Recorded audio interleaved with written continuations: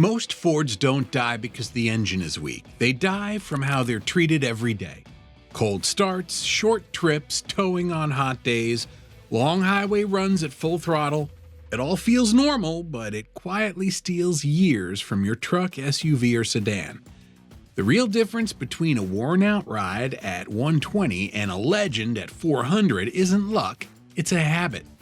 Today we'll walk through the simple, real-world driving habits Ford owners use to keep engines, transmissions, and turbos happy for the long haul. Let's be real for a second. Cold revving is engine murder in slow motion. A lot of Ford owners think a few sharp revs on a cold morning wakes the engine up. Nope. When the engine is cold, the oil is thick and mostly sits down in the pan. Revving hard before it gets circulated to the top end is basically asking raw metal parts, cams, pistons, turbo bearings, to grind against each other at high speed. That's where those mysterious ticks, early bearing knocks, and "why did my turbo die at 120,000 stories come from?" It's not bad luck, it's bad habit. And here's the funny part. The popular myth that revving in the driveway warms your engine faster? Totally backwards. The engine warms up best under light load while driving gently, not by sitting still and blipping the throttle like it's race day. The smart habit is simple and boring in the best way. Start the engine, let it idle for about 30 to 60 seconds so oil pressure settles in, then just drive calmly. Keep RPMs under about 2,500 to 3,000 until the temperature gauge begins to rise and the transmission shifts feel smooth instead of stiff. If you're driving an EcoBoost or Power Stroke, stay out of boost until everything is fully warm. Cold oil and turbo boost are not friends. Drivers who do this, especially in cold climates, are the ones bragging about 250,000 to 400,000 miles on original timing chains, cam phasers, and turbos. The cold rev crowd? They're shopping for engines and timing kits way earlier than they ever planned. So the rule is simple. Start, settle, drive gently, warm it up. Your Ford will thank you for years. Let's talk about idling, because this one catches a lot of Ford owners by surprise. Sitting in the parking lot with the AC on, warming the truck before heading out, or leaving it running on the job site all feels harmless. The engine is quiet, nothing sounds stressed, so it seems like no big deal. But long idling is one of those habits that quietly wears an engine down without ever throwing a warning light. When the engine is just sitting there, idling, oil pressure is barely above the minimum, it's enough to keep the light on, but not always enough to keep every cam, journal, lifter, and timing part completely happy for long stretches. Combustion temperatures are low, so fuel doesn't fully burn. That creates soot, which builds up on the intake, on piston tops, and in the EGR system on diesels. On direct injection engines, that same soot becomes hard carbon that eventually needs expensive cleaning. Add in fuel washing the cylinder walls during cold idle, thinning the oil, and you've got a perfect recipe for accelerated wear. Fleets that track this stuff see the pattern clearly.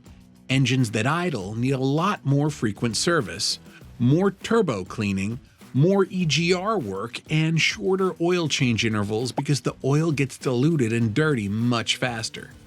The better habit is simple. If you're going to be sitting for more than a short moment, just shut it off unless you absolutely need power. In truly cold weather, a block heater is a smarter warm-up than letting the engine sit and rumble forever. And for work trucks that truly must run, a slightly elevated high idle is healthier than a slow lugging idle. Cut idling, and you'll notice the difference over time. Cleaner oil, happier valve train, fewer diesel after treatment headaches, and an engine that stays quiet and strong deep into the high mileage years. Let's clear up one of the biggest driving myths out there. A lot of Ford owners believe that keeping the engine at very low revs while towing or climbing a hill is being gentle. It feels calm, the truck isn't screaming, and the fuel gauge seems happier. But that quiet, low-rev pull is actually one of the fastest ways to beat up bearings, head gaskets, and turbos. When the engine is asked to do heavy work at very low speed, cylinder pressures skyrocket. Oil pressure is on the weaker side, and the turbo is trying to build a clean boost without proper airflow. Exhaust heat becomes unpredictable, and light knock or detonation can happen without you ever hearing it inside the cab. The better approach is to let the engine work where it was designed to make real torque. That means not forcing it to crawl in a tall gear. Hit tow or haul mode, downshift before the hill, and let the revs rise a bit. That isn't abuse, that's healthy. Engines cool and lubricate themselves better when they're not being dragged down, and transmissions are much happier when they're not constantly hunting while you ask for more throttle. Drivers who stop lugging notice the difference quickly. The truck pulls smoother, throttle response feels alive again, transmission temps stay steadier, and long-term problems with turbos, head gaskets, and bearings show up far less often. Think of it this way. Your Ford would rather sing a little than groan a lot. Let it breathe, let it rev in the right range, and it will pay you back with powertrain life that stretches far into the high mileage years. Let's talk about one habit that quietly kills turbos long before the rest of the engine is ready to retire: shutting the vehicle off while everything is still blazing hot. On turbo Fords, whether it's an EcoBoost pickup, a turbo SUV, or a diesel workhorse, the turbocharger runs incredibly hot after a long highway pull, towing up a grade, or a spirited run. If you roll into a parking spot and immediately hit the key, the oil stops flowing while the turbo is still glowing hot. That trapped oil just sits there and literally cooks. Over time, it turns into hard carbon. That carbon then scratches the bearings, increases shaft play, and eventually leads to the classic noisy, smoky, my turbo is dying situation, often while the rest of the engine is still perfectly healthy. The drivers who get crazy mileage out of their turbos do something very simple. They treat cool down as part of driving, not an option. After working the vehicle hard, they spend a couple of minutes driving gently or letting it idle calmly before shutting it down. That little window of easy running keeps oil flowing, keeps air moving, and lets heat bleed out of the turbo instead of soaking into it. It's the difference between oil staying clean and oil getting burned into gritty sludge inside the center housing. Ignore this, and turbo life gets cut in half. Follow it, and you'll notice fewer oil leaks into the intake, fewer whining bearings, and far fewer early turbo replacements. It's an easy habit. Get where you're going, give your Ford a short cool-down victory lap, then shut it off. Your turbo will thank you every single time. Let's clear up one of the biggest myths in everyday driving: how to warm up your Ford. A lot of us grew up hearing the same advice. Start it, let it sit in the driveway, drink some coffee, and let it warm up. It sounds gentle, but with modern engines, it's actually one of the worst habits you can have. When a cold engine sits idling, it runs rich. That extra fuel doesn't always burn, so it washes down cylinder walls and slowly thins the oil. On newer direct injection engines, that rich idle is also what builds the heavy carbon everyone complains about later. Those sticky deposits on intake valves and pistons don't magically appear. They grow from years of cold, lazy idling. There's a smarter way that real high milers quietly use. Start the engine, give it a brief moment to stabilize, then just drive, normally but gently. Light throttle, easy shifts, no racing it out of the neighborhood. Moving the vehicle warms it faster than sitting still because every fluid is now flowing. Oil, coolant, transmission fluid, even differential fluid. You're getting the whole vehicle up to temperature, not just the block under the hood. You don't need to rev it awake. You don't need long driveway warm-ups. What you want is smooth, easy driving until the temperature gauge starts climbing and the transmission feels settled. That's when everything is happy. Clear oil, protected bearings, and way less carbon buildup over the long haul. Drivers who switch to this habit notice something simple at oil change time. The oil looks healthier, fuel smell is reduced, and engines stay quieter as mileage climbs. So the next cold morning, skip the long idle routine.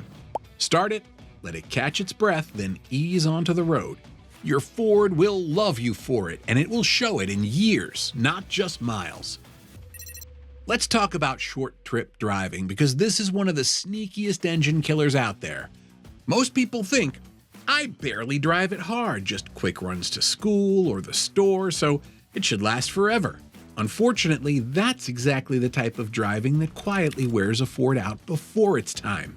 Modern engines are designed to live at full operating temperature. When you only drive for a few minutes at a time, nothing actually gets fully warm. Not the coolant, not the oil, not the exhaust system. On gas engines, that means the computer keeps the mixture richer than normal, fuel sneaks past the rings, moisture builds up, and carbon slowly coats everything.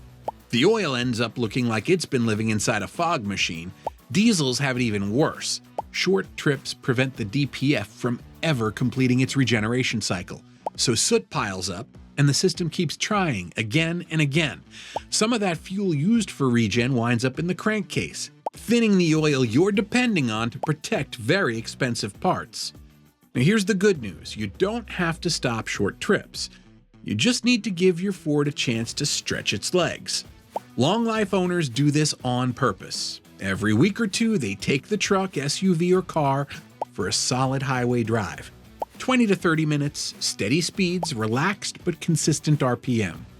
That single hot run boils moisture out of the oil, lets the exhaust system clean itself, and gets the whole drivetrain truly up to temperature. Engines that get these hot runs stay cleaner inside, hold their power longer, and avoid the sludge and carbon drama that sends so many vehicles to the junkyard early. So if your life is full of quick errands, just add an occasional relaxed highway cruise. It feels simple, but it's one of the biggest secrets behind those quiet Fords still running strong at huge mileage. Let's be honest, Fords are fun. A Mustang wants to stretch its legs. EcoBoost trucks jump when you lean into them, and Explorers surprise people with how hard they can pull onto a highway. The problem isn't having fun once in a while, it's treating your daily driver like it's at the track every single day. Things like flooring a cold Mustang while leaving a parking lot, doing repeated wide-open throttle pulls in a loaded Explorer, or constantly mashing the pedal for every on-ramp in an F-150 all feel harmless at the moment. The engine doesn't explode, there's no warning light, and the truck still feels strong. But inside the drivetrain, stress is quietly stacking up. Full throttle before everything is fully warmed multiplies cylinder pressure, stretches timing chains, heats transmission fluid to the edge, and beats up engine mounts and U-joints. The parts are built to handle occasional hard use, just not every light, every merge, every day. People who get their Fords to huge mileage think differently. They separate playtime from daily driving.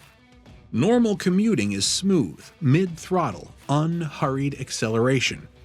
When they do want to open it up, they wait until the engine is fully hot, fluids are up to temp, and the car isn't hauling extra load. After a hard pull, they don't just slam it into park, they give it a little easy driving to cool things down. Over years, this shows up in a big way. Timing chains don't stretch as fast. Transmissions shift clean instead of flaring or banging into gear. Drivelines stay tight instead of clunking at 120K. The same engine that could have been worn out at 160,000 miles suddenly feels surprisingly healthy at 300,000. Bottom line, enjoy your Ford. Just don't turn every commute into a racetrack lap. One of the fastest ways to quietly ruin a Ford is treating the tow rating like a suggestion. Dragging too much weight in tall gear up long grades is a silent killer.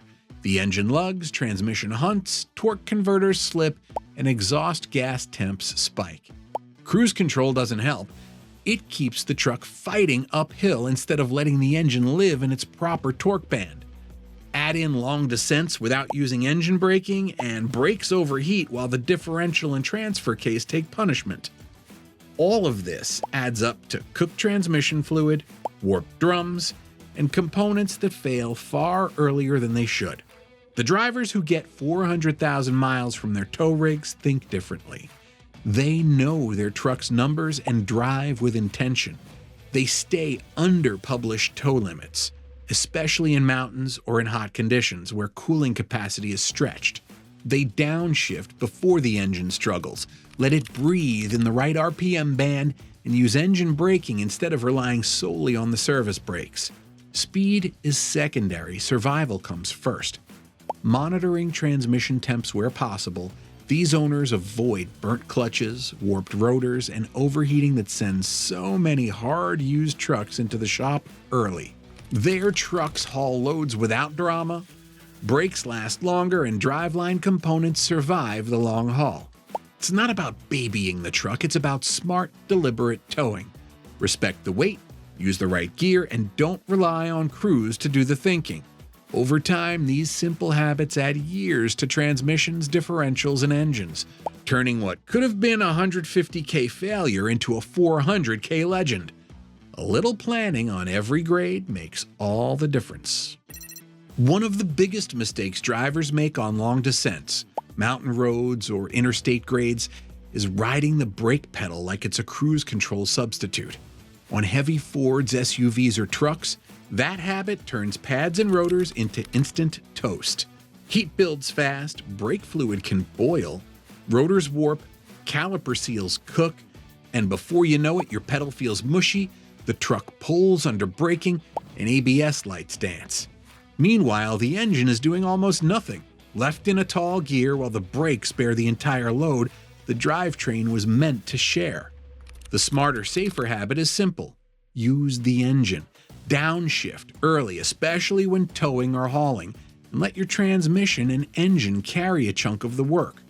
Modern Ford automatics and manuals are built for this.